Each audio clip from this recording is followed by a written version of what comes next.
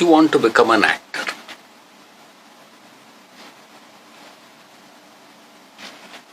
You've gone to many institutions, you've done a lot of training in theatre. All that is fine, you do that. But what we are going to work out here are some fundamental problems that you have to circumvent if those trainings have to work. For example, what is acting?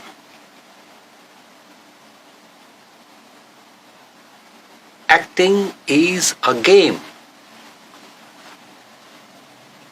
It's called a play. So you have to play, you have to enjoy acting. This is the mindset with which to use all that training that you have done. All that 3 years of diploma or 1 year of diploma or 5 years of working in a theatre. I'm saying this because most actors are too serious. Most actors think that they are conquering the world through theatre.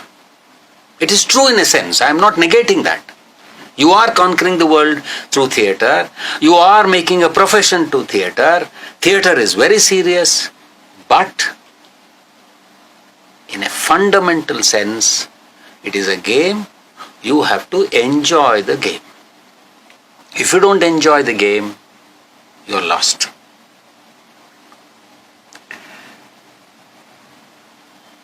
This enjoyment has many aspects to it. You have to enjoy rehearsals. You have to enjoy doing a bad guy. You have to enjoy even killing a person while performing. What I mean is, whether you are doing a good guy or a bad guy, whether you are doing a sad part or a happy part, whether you are doing a silly part or a serious part, you should be enjoying deep inside you while performing, while rehearsing, while handling the co-actors. You understand? If you don't, for example, enjoy your work with the co-actor, you are a bad actor. If you, for example, do not enjoy your rehearsals, if you, for example, run away from the rehearsals, if you, for example, are too much in the head and tell that, no, I don't need the rehearsals, these actors are below me, I want to come directly on stage, then you are a bad actor. If you do not enjoy the performance on the last day, if you are too full of the performance, if you are too packed with things you want to transmit through performance, you are a bad actor.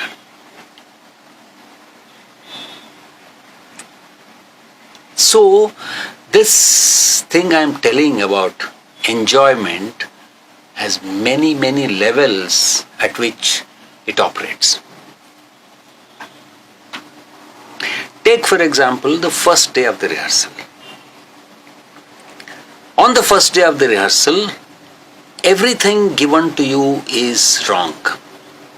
Deliberately wrong. You've been deliberately given somebody else's line. You've been deliberately given somebody else's costume. You've been deliberately given somebody else's makeup. You're deliberately made to stand on stage, which is not your home, which is not your classroom, which is not any space that you are comfortable with. Everything is uncomfortable.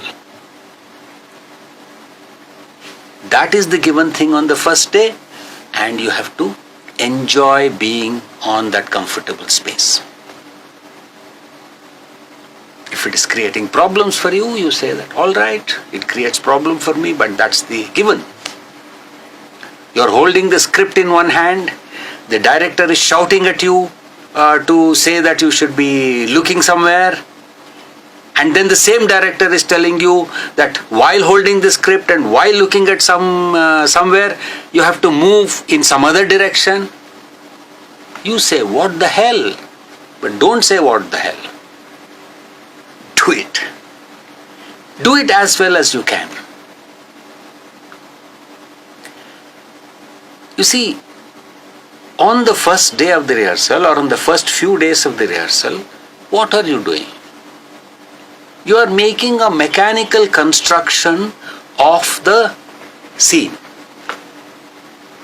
You are exactly like a mason. The mason will never put the second brick till he has properly put the first brick and firmed it up. Isn't it? You also do the same thing. So on the first day, for example, there is a scene where you have to weep. Don't try to weep naturally. Don't try to make it real. Make it mechanical. Because you're just placing that weep in between two dialogues or in between two movements because it has to be there. Move along. The second day, it is there, you become a little familiar. The third day, it is still there, it becomes more familiar. And as you progress, it starts becoming very comfortable. The way a tabla player is very comfortable with playing two tablas simultaneously, and one tabla is playing one thing, and the second tabla is playing something else.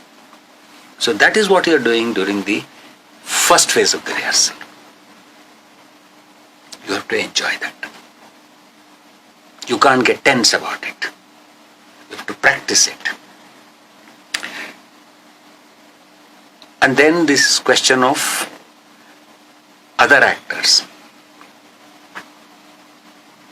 The other actors are constantly making you tense, especially in the first rehearsals. You should realize that you are making them constantly tense because you also don't know what you're doing. So tell it to yourself that, well, I don't know what I'm doing, so they don't know what they're doing, so why don't I be a little considerate with them? So you are considerate with them so that they can be considerate with you. That is theatre. You know? And that's how we are building relationships. It is the same relationship that you have built in the initial stages of the rehearsals between you as an actor and he or she as an actor, later into a deeper relationship between the two characters. This is very important to understand. What relationship you have built between two actors to begin with is going to give a lot of confidence and a lot of material for the relationship that you are going to build between the two characters that you and that other person are going to play. That is theatre. Lot of people talk the opposite. A lot of people talk in the air. They talk of theatre as if it is something very, very abstract, God-given talent, as if it descends from the heavens. No. Theatre does not descend from the heaven. Theatre gets constructed from the earth, on the space, which is the performance space, which is your rehearsal space.